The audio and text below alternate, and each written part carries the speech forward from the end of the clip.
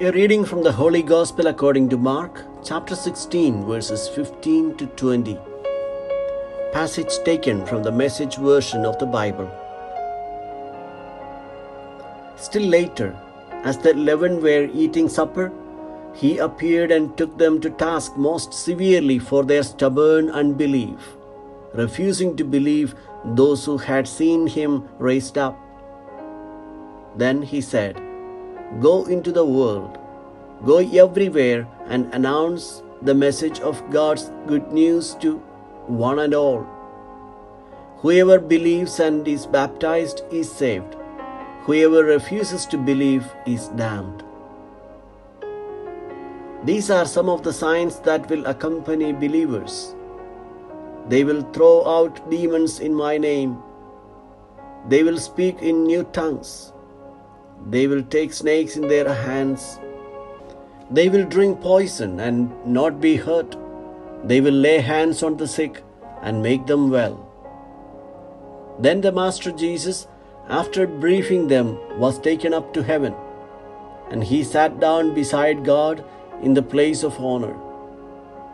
And the disciples went everywhere preaching, the Master working right with them, validating the message with the indisputable evidences.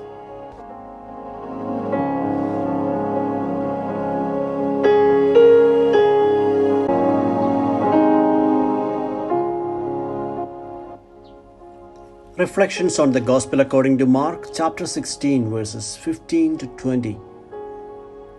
The Feast of the Ascension marks the end of the life of Jesus in this world, and he passes on to the disciples the mission to build this new world that Jesus began. The Gospel begins with Jesus rebuking his disciples just before his ascension. The disciples see the risen Lord while they were seated at the table. It is a detail that is also remembered by the other evangelists. Luke tells us that the disciples of Emmaus opened their eyes and saw the risen one at the breaking of the bread when they were seated at the table. Also John at the lake of Tiberias. The disciples recognized the risen one when he offered them bread. This is catechesis. It is the moment when the community is gathered on the Lord's Day, and at the moment of the breaking of the bread, their eyes are opened and they see the risen one. Today we are the 11 who gather at the table of the Lord to see him and to experience him. Jesus rebukes them because they were unbelieving and hard-hearted. It is said that they did not believe Mary Magdalene, nor the 2 disciples of Emmaus who had met the risen one. Believing in the resurrection of Jesus would mean accepting the proposal of Jesus to give up their own lives in order to preserve it. Many times we also doubt and ask ourselves, could it be true that by giving my life as Jesus did, I can keep it? Wouldn't it be better for me to do what everybody else does? If I give up enjoying life, won't I regret it in the end? That is the difficulty in believing. But the Gospel promises accompanying signs for those who believe: power to drive out demons, speak new languages, poisonous serpents or food will not harm them, and they will be able to heal the sick. What are these signs all about? It is not about the preachers turning out to be miracle workers.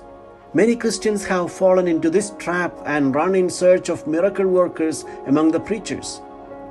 Today, the demon that needs to be driven out are our pride, greed, attachment to possessions, resentment, wanting to make those who hurt us pay for it, moral debauchery, selfishness, falsehood, anger, jealousy.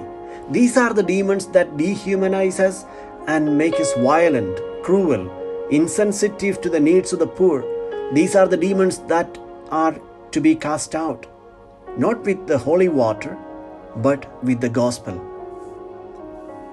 They will speak new languages, the gospel says. What are the languages that the believers of the gospel would speak?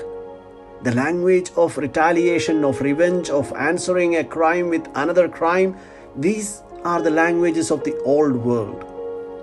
The new humanity needs a new language, a language of the gospel of love, of forgiveness, of reciprocal and unconditional service. Do we realize that this is our vocation into which we are baptized?